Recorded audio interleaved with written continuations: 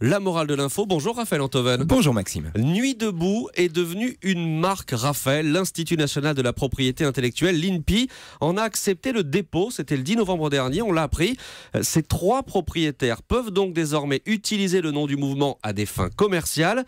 Ce qui est évidemment un drôle de pied de nez au mouvement alternatif qui a marqué l'année 2016. Mais oui, écoutez, le plus vaste mouvement social en France depuis mai 68, le printemps français, le fer de lance de la contestation anticapitaliste, est aujourd'hui devenu un banal label, bien loin des idéaux des milliers de personnes qui se sont réunies place de la République dès le 31 mars 2016. C'est pas moi qui le dis, c'est Gazette Debout, le journal de Nuit debout. Et alors, comment vous expliquez cette appropriation par la loi du marché du symbole même de sa contestation ? Mais c'est que la loi du marché, Maxime, adore les gens qui la contestent. Ils sont les bienvenus dans le système qu'ils conchit. Et pour quelle raison ? Mais parce qu'il est si facile et donc consensuel de contester la loi du marché que le marché des gens qui la contestent est lui-même un marché gigantesque.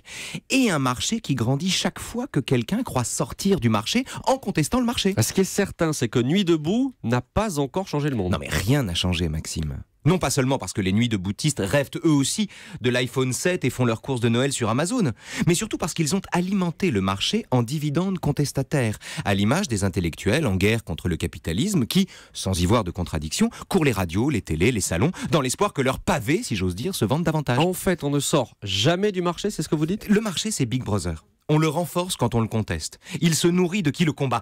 Il faut bien comprendre ce qu'est Nuit debout.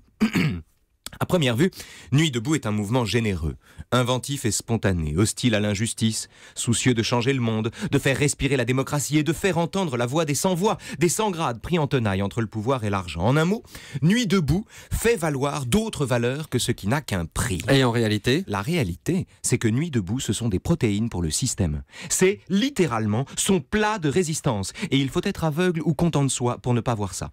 Nuit debout, ce sera un produit parfait qui donnera au consommateur le sentiment de s'affranchir de la consommation à l'instant même où il consomme. Et si les promoteurs de Nuit debout font bien leur travail, il y a fort à parier que dans le marché majoritaire des pensées alternatives, Nuit debout concurrencera peut-être la figure du Tché ou les affiches de mai 68. Et comprendre ça, c'est vraiment combattre le marché, alors que contester pour se faire plaisir, ce n'est ni comprendre ni agir. Et la morale de l'info ? Est-ce que vous connaissez, Maxime, l'anagramme de Nuit debout ? Pas du tout. Tout un bide.